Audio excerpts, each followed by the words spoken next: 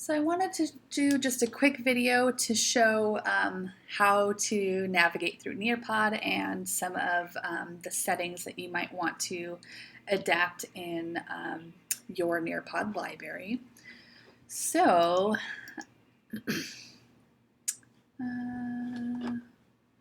you're going to click on your profile picture, or if you haven't added a profile picture, just your settings over here, and select lesson settings. So these are the settings that I have. You can change it to what you like.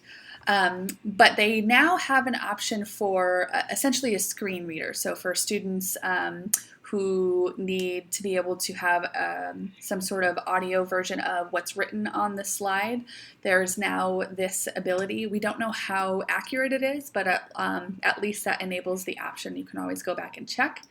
Enabling students' notes means that students have a little notepad that they can click on the right of their screen to type up notes as they are progressing through the Nearpod. Show quiz and multiple choice question results in student pace mode. So this essentially allows students to see the correct answers to those embedded questions. If you turn it off, they can't see the correct answers.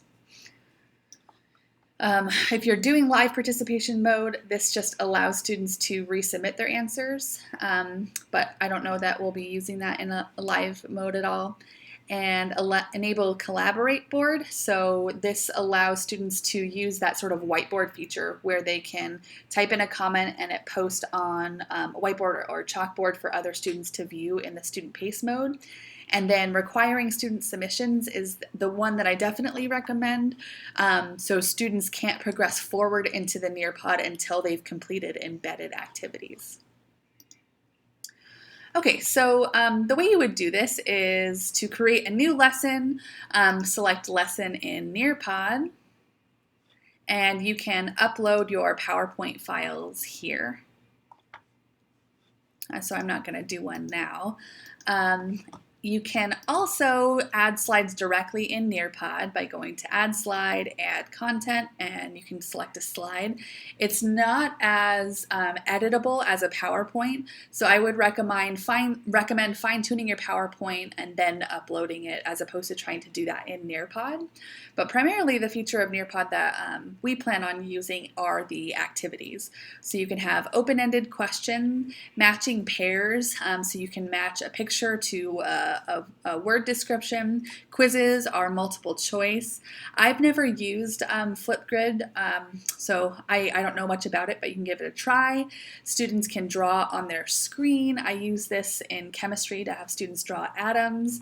The Collaborate board is that sort of whiteboard feature where students can see what others are posting. A poll is non-graded, so if you want to ask like an opinion-based question, you can use a poll, fill in the blanks, and memory test. So those are all the different options. So I'm not going to create it, but once you're done, you would hit create. And then that new lesson would show up in your library that you can then add to Canvas following directions in that other video. So let me know if you have any other questions. I'm happy to help with your Nearpod progress.